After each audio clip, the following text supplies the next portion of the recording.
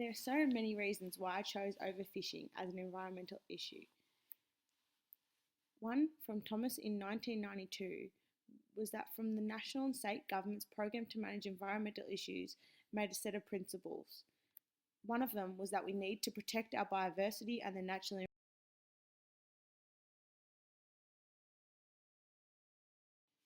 So come on, let's save this world. Here, I'll show you some statistics to make you want to save it even more. 8.7 million tonnes of fish come from commercial fishing. This is 8.7 million large polar bears. 38.5 million tonnes of fish are bycatch. Bycatch is fish that you don't want to be catching. So if you've gone out to catch a certain species and catch 30% of these fish are overfished. That is 3 tonnes of fish going to waste. But stop! There's more! Okay, would you like to hear a few statistics a bit closer to home?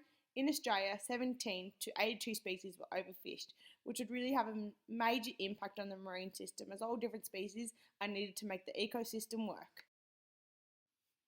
Some states in Australia are not being very sustainable with their fish, which is also a problem, as not being sustainable can bring up many problems to the earth. From the article by Tom Young in 2001, he did a study in Queensland that showed statistics about all Australia and their fish, and how Queensland is not being sustainable about how they distribute their fish and not obeying to the ecological sustainable development. This means not conserving and enhancing communities' resources. This is not good for the environment, meaning another issue that needs to be addressed in overfishing. Now, bringing you to the two-sided debate between a lot of the issues that go on about overfishing is dealt between commercial fishers and recreational fishers. One major issue that has been really close to my home that has happened recently in Geelong is banning commercial netting in Port Phillip Bay. This is a state Victorian government initiative. This is to increase recreational fishermen's chance to catch fish. Well, this will make you think, well, it's going to reduce the commercial fishing statistics we talked about earlier, but also the initiative will set rules to maintain recreational fishers also, which will include size, bag and possession limits, which will help the government to monitor and sustainably manage what is taken from the waters. The debate between the two sides are not only happening in Australia, also around the world, one in particular, California.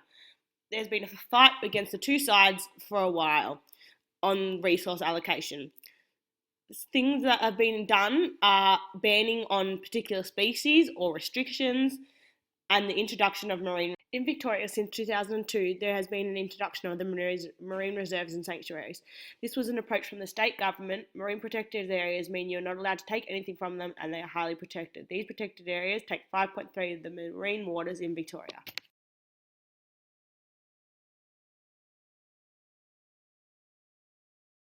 So how are marine protected areas going to help overfishing? They have a no-take policy which will contribute to the overfishing problem by reducing places for Victorians to fish. Also referring back to the main aim to maintain biodiversity and the natural process, as that's all about protecting the marine areas. So how can you help? There are many things we can do to protect our oceans. Suitability cards are useful for fishers because they help select better fishing grounds and to help reduce discards because they show what fish are there and when. Square mesh nets, reduction of bycatch by 95% by seafood that has been fished in a sustainable way, not overfished species or endangered. Protect our marine protected areas.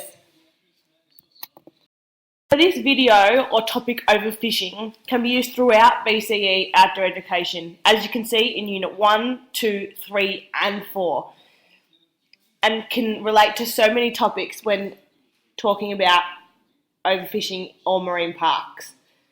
Thanks so much for watching. Created using Powtoon.